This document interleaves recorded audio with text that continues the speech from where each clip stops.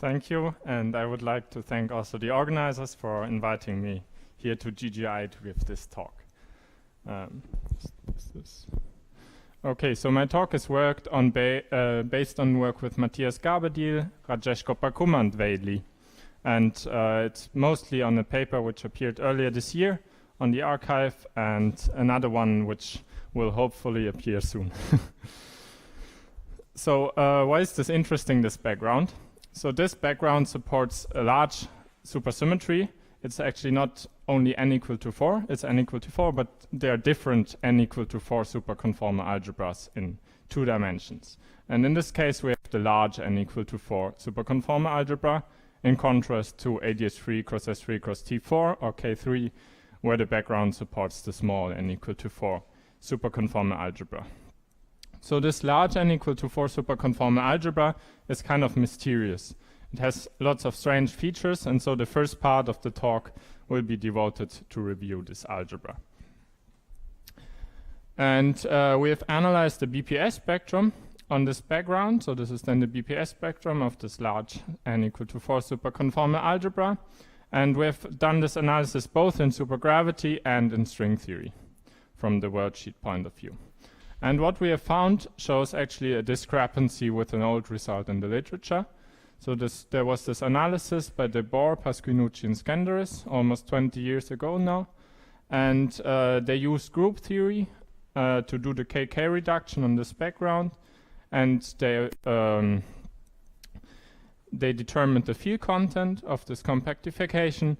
And then they basically guessed the BPS states. That I will explain later on a little bit more.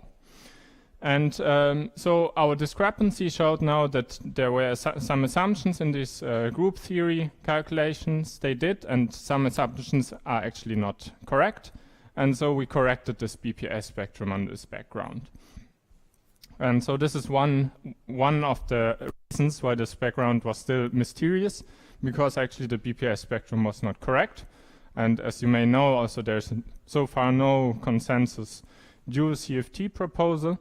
And so our corrected BPS spectrum now opens the door towards identifying the correct dual CFT. So this is what I will describe in the last 5 or 10 minutes of this talk. So as I've said, I will begin with reviewing these super algebras, the large n equal to 4 superconformal algebra and its global subalgebra. Then I will come to the bulk part of the talk, which is this worldsheet and the supergravity analysis. And in the end, I will briefly discuss dual CFT candidates. So let me begin with this algebra. It's also called A gamma in the literature. And it has the following generators. Actually, it has 4 free fermions, which is also quite unusual. As you may know, for the small n equal to 4 superconformal algebra, there are no fermions in the algebra. No spin 1/2 fermions. And the R symmetry is quite large. We have, importantly, 2 SU2 R symmetry. There are 2 SU2 current algebras with levels K plus and K minus. Then we have, of course, 4 supercharges in the Virasoro tensor. And the central charge in terms of the levels is given by this quite nonlinear expression. There is one Wigner contraction we can do, so we can let go one of the levels of the SU2 to infinity. Then the SU2 decompactifies, and with the U1 together we get 4 free bosons. And then we have also the 4 free fermions from above there. And so we have actually exactly the field content of a torus. And this torus decouples, and we retain the small n equal to 4 superconformal algebra. So geometrically, this corresponds to taking S3 cross S1 and taking the radius of S3 to be infinite. Then we get something like R3 cross S1, which is morally speaking T4, apart from the winding modes. And the global algebra, which is generated by the wedge modes of the superconformal algebra, is called D21 alpha. This is an exceptional Lie superalgebra. Okay, so here it is. It's quite a beast, the large n equal to 4 algebra. So let me show you the most important features. There's the U1 current, which I call U, appearing up there. Then we have the two SU2 currents, which you can see there. So in particular, these appear in the anti-commutators of the GG, of the super charges. Then we have the 4 free fermions, and importantly, they transform in the 2-2 representation of the two SU2s. And similar, this holds also true for the supercharges. We have also the 4 supercharges transform in the 2-2. Okay, so let me discuss representations of this algebra. Representations are labeled by 4 quantum numbers: the conformal weight, the 2 SU2 spins, and the U1 charge. And as usual, there's a BPS bound, but in this case the BPS bound is quite complicated. If you remember maybe from the small n equal to 4 or from the n equal to 2, there the BPS bound is just h equal to j, where j is either the SU2 spin or the U1 charge. And here you get this complicated expression. In particular, there's one part which is suppressed in 1 over k. And so supergravity corresponds where you take levels really, really large. This is the classical limit. So this is then suppressed, and in particular this part of the BPS bound is invisible in supergravity. So let me come to the global subalgebra, the D21 alpha. This is then the symmetry, the classical symmetry, the symmetry of the supergravity. So there, the U1 current and the free fermions decouple, simply because the free fermions have no wedge mode, and the U1 current has one wedge mode, which is the 0 mode, and this is then a central element that decouples. And so we retain only a global SU2 cross SU2 symmetry, and consequently also the representations are only labeled by 3 quantum numbers now. And the BPS bound of this global subalgebra is also simpler, because exactly this piece which I showed you before, which should vanish in the supergravity limit, actually vanishes, and so we obtain the simpler BPS bound. So we are in the strange situation, and this is the only superconformal algebra where I know that this happens, is that the BPS bound of the full superalgebra is actually larger than the BPS bound of the global subalgebra. So the R gamma, the large n equal to 4 BPS bound, is then the stringy BPS bound, and the D21 alpha is the supergravity BPS bound. But there's one case where we have equality, importantly, namely where the spins are equal of the two SU2s and the U1 charge is 0. So this has a strange consequence, namely if we have in supergravity BPS states with J plus not equal to J minus, or U1 not U1 charge not equal to 0, then in order for them to even satisfy, to not violate the BPS bound in string theory, they have to acquire some quantum corrections to lift over the stringy BPS bound. And according to this old analysis of the Boer, Pasquinucci, and Skenderis, supergravity actually contains such BPS states. So this is quite a puzzle and quite weird how this should happen. And yeah, the resolution, I take away the punchline, will be that we will show that there are actually no BPS states in supergravity with J plus not equal to J minus. So let me now explain this worldsheet analysis. We can describe this string theory on this background with pure Neveu-Schwarz background. We can describe in terms of a supersymmetric Westermino-Witten model. So for the bosonic case, this was already explained yesterday by Porato, where they have this SL2R factor. So we have this SL2R Westermino-Witten model factor. This is just AdS3, because AdS3 is the manifold is just SL2R. And then we have the two SU2s, which are the two 3 spheres, and the U1, which is the S1. And we have correspondingly 3 levels, the K plus, the K minus, and the K. And the K plus you should think of as the radius of this S3, and the K minus as the radius of the other S3. And then criticality of string theory kicks in and says that the total central charge of this worldsheet CFT should be 15. And when you impose this, then you obtain an equation determining K in terms of K plus and K minus. So this tells you that the AdS3 radius is fixed in terms of the S3 radius of the two S3 radii. So this you can also check in supergravity. And the Brown-Henault central charge of this configuration is just given by 6k times the number of D1 branes. So this is this expression. And if you remember, this is almost the expression we had for the central charge of the large n equal to 4 superalgebra, because there now we have also the Q1. The levels of the dual CFT are actually not k plus and k minus, but they are Q1 times k plus and k minus. So the SL2R spin of this Westermino-Witten model should be in this range in order, this is called the unflowed sector. This you should physically think of as strings on AdS3 which are not wound around AdS3. So if you increase your J further above this bound, this corresponds to strings wrapping around your AdS3. And so these strings are parameterized by this winding number, which is called, depending on the authors, P or W plus 1. And an old paper of Givian, Kutasov, and Seiberg shows that P should be essentially the same as Q1. And so what we should do is to restrict the winding sectors up to Q1 minus 1. So also the J, the spin of the SL2, should be identified with the conformal weight in the dual CFT. So this allows us now to study the BPS spectrum. We have all ingredients together. We have all states on the string worldsheet, and we can determine the conformal weight in the dual CFT. Okay, so let me also explain briefly how these states are obtained. We just, because we have to restrict to physical states, i.e. we have to impose that there superconformal highest weight states on the worldsheet. So they should be annihilated by positive Virasoro modes and by positive supercharge modes, where the Virasoro and the supercharge modes are now the worldsheet Virasoro and supercharge modes.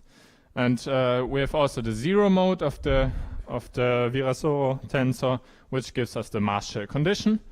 So this is here written down. So you have three Casimirs. This is the Casimir of SL2. This is the Casimir of one SU2. This is the Casimir of the other SU2. And they should be essentially 0 or 1/2, depending on whether you're Neveu-Schwarz or the Ramon sector. And you have this n, which is the excitation number in the Vermeer module. And supergravity morally should correspond to taking the lowest excitations on the string, which is exactly n equal to 1/2 in the Neveu-Schwarz sector and 0 in the Ramon sector.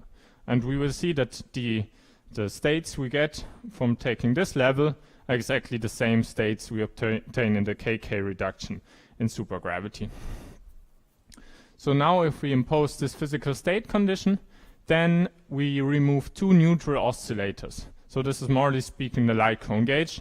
Of course we cannot honestly perform the light cone gauge in this background because it is curved. There are no two flat directions. But the result is exactly the same. And after that, after this light cone gauge, we still have our mass shell condition. Okay. So now we have everything together, and I can tell you the result of this BPS state analysis. And we have searched extensively in this whole Vermeer module where BPS states can appear. And the result is quite simple. Namely, BPS states actually occur only at the supergravity level. This is maybe what you might have expected, because if you have BPS states in the string worldsheet, then you should see them also in supergravity. So they should appear at the supergravity level, and we have shown that this is indeed true. And now, because it's technically simpler, I will talk about the Neveu-Schwarz sector, how the BPS states come about. And there's actually one BPS state for every spin, for every SU2 spin, but J plus has to be equal to J minus. Because the best thing you can do, morally speaking, is to use the one fermion of the SL2. So in SL2 there are has three fermions, and one lowers the SL2 spin. And the SL2 spin, remember, is the conformal weight in the dual CFT. So you can use this one fermion, because in the Neveu-Schwarz sector you have to apply one fermion, to lower the conformal weight by 1. And if you then solve the mass shell condition, you get this expression.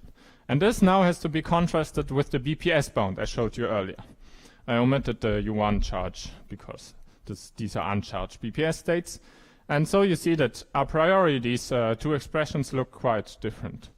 And if you analyze these equations carefully, you will see that this j, the j with the square root from the string worldsheet, satisfies the BPS bound, but it's actually quite non-trivial. It only satisfies it thanks to the unitarity bound set by the no-ghost theorem. So if you let j to be arbitrarily large, then it would violate actually the BPS bound. And importantly now, the BPS bound is exactly saturated when j plus is equal to j minus. So since this is very important for this talk, let me quickly show you this to convince yourself. If j plus is equal to j minus, then you get 1 over k plus 1 over k minus times k, which is exactly 1. And then you have a perfect square under the square root. You can take the square root and you get j is equal to j plus is equal to j minus. And for j plus equal to j minus on the BPS bound side, this term goes away. And if j plus is equal to j minus, you just get j is equal to j plus is equal to j minus. So also in this case, you can observe when j plus is equal to j minus, the BPS bound becomes in fact very simple. Okay, so this is the main conclusion now from this analysis, that this BPS bound is only saturated when the spins are equal. So as I've already told you, there are no other BPS states. In the NS sector, there's one other BPS state always in the Ramon sector.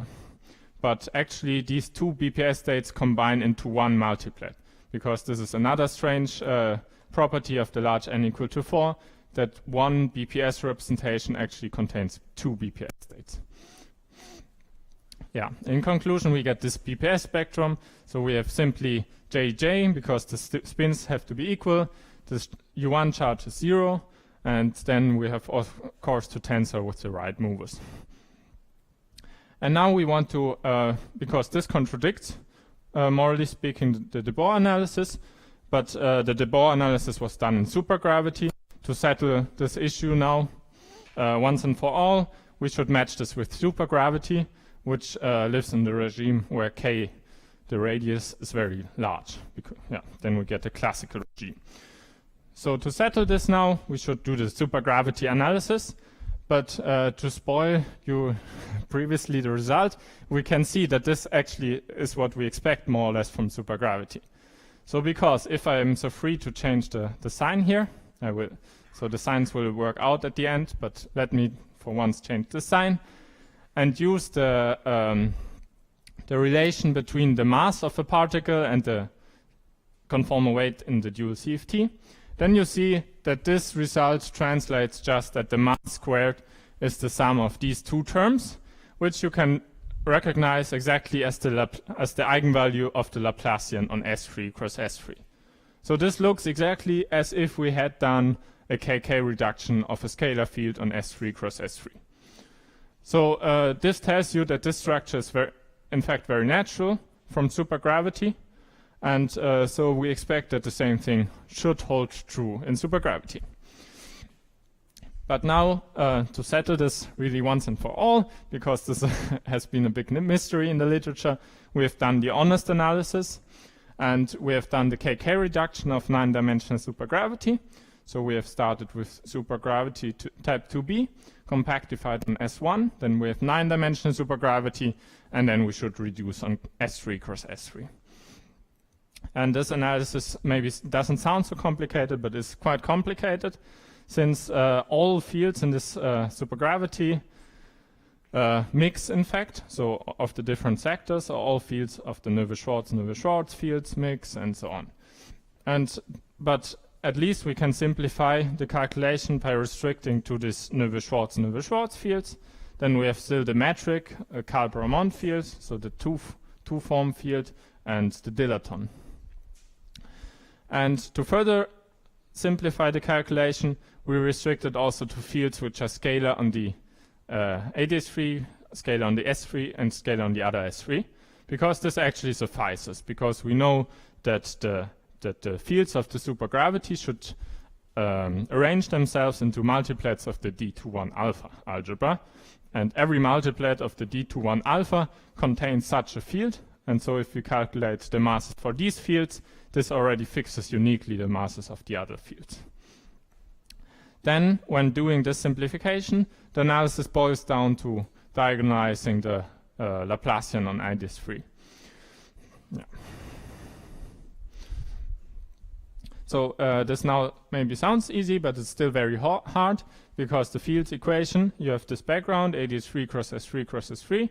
Now you should perturb around this background the Lagrangian to second order. Then you have some linearized field equations for these perturbations. Then you have to gauge fix these perturbations. And it turns out that such scalar modes, so which are scalar on AdS3 cross S3 cross S3, there are 13 of them. But actually there are some algebraic equations relating them. So 3 get kicked out and we remain with 10 scalar modes. And so at the end of this calculation you get a huge 10 by 10 matrix, which you can diagonalize with Mathematica, look at the eigenvalues, and the eigenvalues should be the masses on AdS3. And if you do that, then you see indeed that so there are some multiplets containing more of these fields, and they fit exactly into D21 alpha multiplets, and the masses are exactly the same, what is predicted from string theory. And in particular, the most important thing again is that really the only BPS states occur for J plus equal to J minus. Away from this, there's simply not BPS states. So because this is very confusing, I want to talk a bit about what de Boer et al. Have done almost 20 years ago in their paper.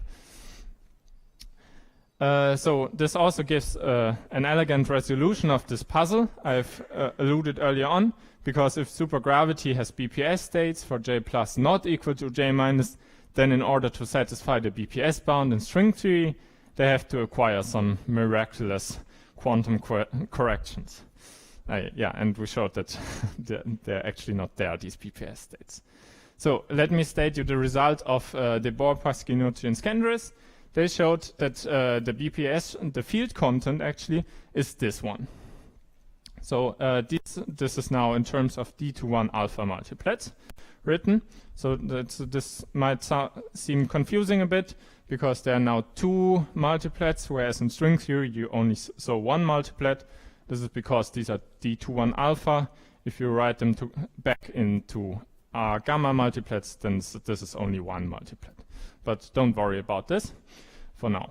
Okay, so they showed that the field content is this.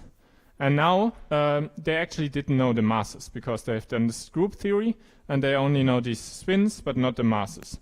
And so they couldn't tell whether these BPS states, or these short multiplets actually combine into one long multiplet, because they don't know the masses. And in AdS3 cross S3 cross T4 and K3, it was that the supergravity contained only BPS multiplets. And so they just assumed that all multiplets would be BPS, and then they obtained the BPS spectrum. But actually it's that these multiplets, so these 2 and these 2, combine into a long multiplet when J plus is not equal to J minus. So in terms of the field content, their result was correct, but in terms of the representation theory, it's not quite correct. Yeah, so this I've already told you.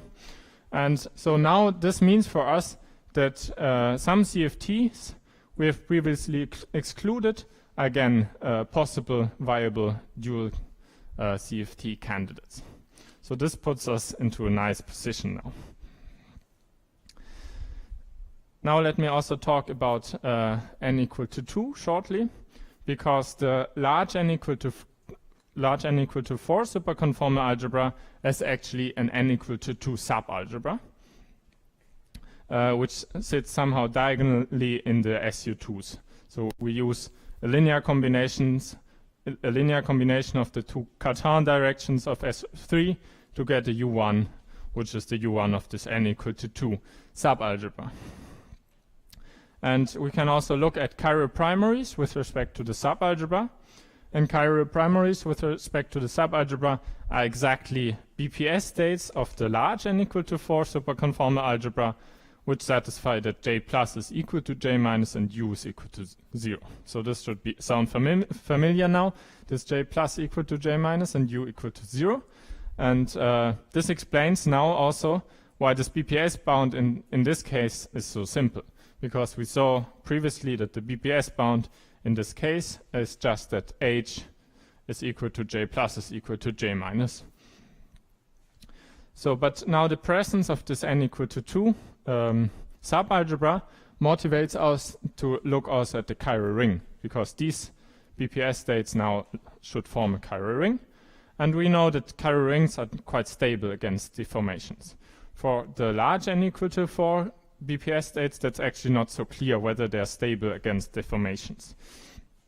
But these particular BPS states should be stable against deformations, and so we should be able to potentially match these special BPS states of the dual CFT directly with these BPS states. So there's also another argument, because it was shown independently by Baggio, Olson, Sachs, Sfondrini, Stefanski, and Torelli. Most of them are in the audience, and also Alessandro will tell us later about the integrability part of the story. It was shown that at generic points of the modular space and in some large spin limit, you get the same BPS spectrum, and this was obtained using integrability.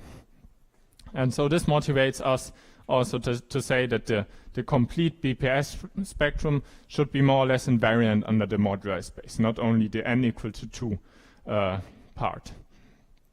And in conclusion of these two slides, we expect that the dual CFT contains actually only these BPS states we've found in string theory and supergravity, but not any other ones. So this is only true for the low-lying part. On this I will comment later on. So now let me quickly look at the D-brane picture. So for T4 we have a good D-brane picture. This is just realized by a D5 brane wrapping around this T4 and D1 branes in the two remaining directions. So we have a D5 brane in the direction 0 and 5 to 9 and this D1 branes.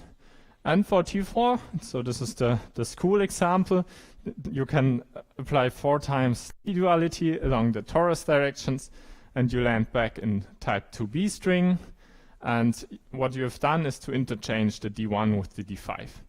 So this tells you that the theories with different Q1, Q5, but the same product should lie on the same modular space of theories. So in conclusion, in this case, we expect that the dual CFT depends only on the product of Q1 and Q5.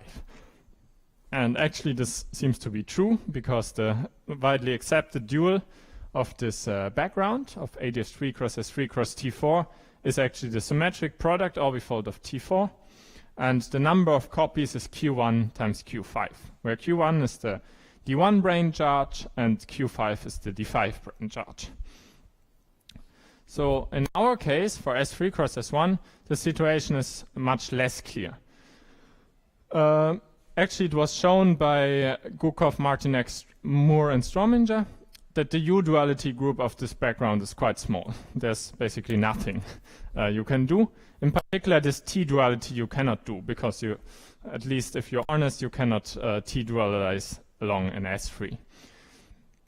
So we don't have this T-duality tool at our disposal, and this means now that potentially the dual of this background should be much more complicated. Shouldn't only depend on the product of some of these Q1, K plus and K minus, which are the equivalents of Q1 and Q5, but it can depend on all 3 parameters in some strange complicated way.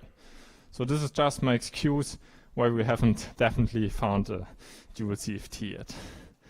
Okay, so but let me nonetheless talk about the most promising class of dual candidates. So, and in particular, there's this theory S kappa. And S kappa is just a West-Zumino-Witten model based on SU2 cross U1, a supersymmetric one. And if you see SU2 cross U1 is just S3 cross S1. So geometrically, this is the natural thing to look at. And this theory has one parameter, namely the level of the SU2, so of the bosonic SU2 algebra. And yeah, this level is called kappa. This is why it's called S kappa. And then we have 4 fermions, because it's a supersymmetric Westermino-Witten model. And we take these 4 fermions to sit in the 2-2 of the final current algebras. And to see how that goes, there are basically 2 ways. So either you think of that the 4 fermions generate an SO4, the level 1 current algebra, but the SO4 level 1 is just SU2 level 1 plus SU2 level 1. And with respect to this SO4, the fermion sits in the vector representation. But the vector representation of SO4 in the SU2 language is just the 2-2. The other thing you can do is to take the antisymmetric part of the tensor product of the 2-2 representation with itself, and you see that you exactly get the adjoint of the first SU2 plus the adjoint of the second SU2. So in conclusion, we have the fermions generating SU2 level 1 plus SU2 level 1 algebra. Then we have this additional SU2 level kappa algebra from the bosons, and we add one of the SU2 level 1 to the bosonic algebra, and then we end up with 2 SU2s at level 1 and kappa plus 1. And actually, what was shown many years ago, and this was actually the place also where this large n equal to 4 algebra was discovered, is that this Westermino-Witten model supports the large n equal to 4 superconformal algebra. And the levels, as I've explained to you, are 1 and kappa plus 1, because these are the natural SU2 algebras in this theory. So this motivates us to look closely at this S kappa theory. In particular, we want also to look at symmetric orbifolds of this S kappa theory. So we take now n copies of S kappa and divide out by the symmetric group. So we don't expect maybe that this is the final dual, but at least this is an interesting class of theories to look at. And now the symmetric orbifold supports the large n equal to 4 superconformal algebra with levels n and n times kappa plus 1. So when matching the BPS spectrum, what actually should we match? This is a bit subtle and is important to understand. So in string theory and in supergravity, we actually only computed BPS states of single particles. So we only took one string, and these excitations around AdS3xS3xS3 in supergravity are also single particle excitations. So actually this background has much more BPS states, but they are just obtained by tensoring together BPS states of single particles. So it suffices to compare these single particle BPS states. And what do they correspond to in the symmetric product orbifold? If you're a little bit familiar with this kind of theories, this corresponds to BPS states coming from single twists, because the Hilbert space of this symmetric product theory is labeled by conjugacy classes of Sn, and the conjugacy classes with a single, which are single cycle, should be single particle in the bulk theory. And also, we should only match low-lying BPS states, so roughly up to the central charge over 24, because at this point the Raymond vacuum appears in the CFT, which corresponds to a black hole in the dual geometry, and so this black hole can introduce new BPS states and actually spoil our BPS spectrum. This is also what happens in AdS3xS3xT4 and K3, so this wouldn't be too surprising if this happens. So now we have looked at this symmetric product orbifold of S kappa, and indeed we have determined the BPS spectrum. And it's actually much more complicated than for T4. For T4, every twist of the symmetric product orbifold contributes one BPS state, or actually a diamond of BPS state. But here that's not quite true. And in fact, some twists are left out, and it's a bit irregular. But if you piece everything together, you see that each twisted sectors contribute a BPS state, apart from those which are where the length of the twist is a multiple of kappa plus 2. And the quantum numbers of these BPS states are exactly, again, J plus equal to J minus. So that is quite nice. And also what's true is that each such j plus equal to j minus BPS state appear exactly once, up to some cutoff, because your number of copies is finite. And what the cutoff is quite easy to see. It should be the number of copies over 2. This over 2 is just because you go up by steps of 1/2 in the spin. And then you should have kappa plus 1 over kappa plus 2, because every kappa plus 2 twist doesn't contribute. And if you stare at this, you see that this is exactly kappa plus 1 is k plus times k minus, and kappa plus 2 is k plus plus k minus for the S kappa theory. And so this is exactly c over 12, because this is the expression for c of the large n equal to 4, superconformal algebra. And yeah. So in summary, the complete low-lying BPS spectrum is this.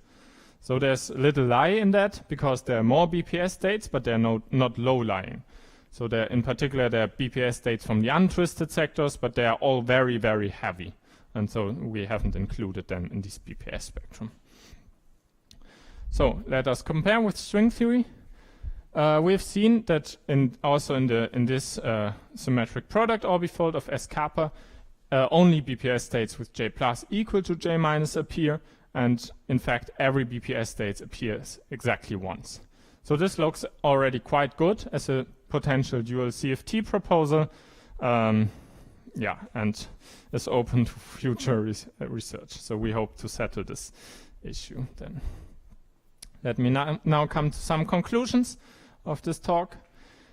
So again, I've said it over and over again, but this you should take at home, that that on this background AdS3xS3xS3xS1, we have only found BPS states for j plus equal to j minus, and not for j plus not equal to j minus. So j plus and j minus are the two spins of the two SU2s of the large n equal to 4 superconformal algebra, and these are exactly the two S3s you have in the background. After that, we've revisited some dual CFTs. So in particular the symmetric orbifold of this S kappa theory, and saw that we get a very similar BPS spectrum.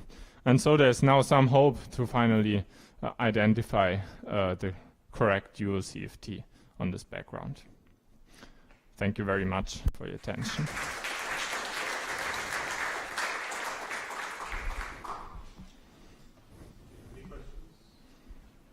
Yes.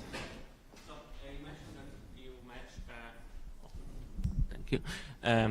That you want to match the single particle spectrum. So in principle, in some cases, I guess you might worry whether there is some mixing between single particle and multi-particle. That happens, for instance, when I think there is a paper for the T4 case by Marika Taylor, when you compute 3-point functions, you can see some sure. For 3-point function, for 3-point function, there is some mixing, but first of all, it's suppressed by 1 over square root of the copies. And I guess my question is whether it's worth looking at some sort of index. It's maybe a more robust. Yeah, there is some sort of index. Which was defined like also 15 years ago, and we've looked also at that, but in our impression this index is quite weak. It is true that this index should be invariant under the modular space, but the cases of T4 and K3 told us that probably you should match the BPS spectrum directly, because in these cases also the BPS spectrum matched on the nose without the use of any index. And so our hope, and this seems to be also the case, because you see we have a very similar BPS spectrum in this proposal, is to match the BPS spectrum directly. And the index doesn't give much more information. In fact, if you look at it quite closely, it's quite weak. It doesn't distinguish many BPS configurations. No. Any more questions? Yes.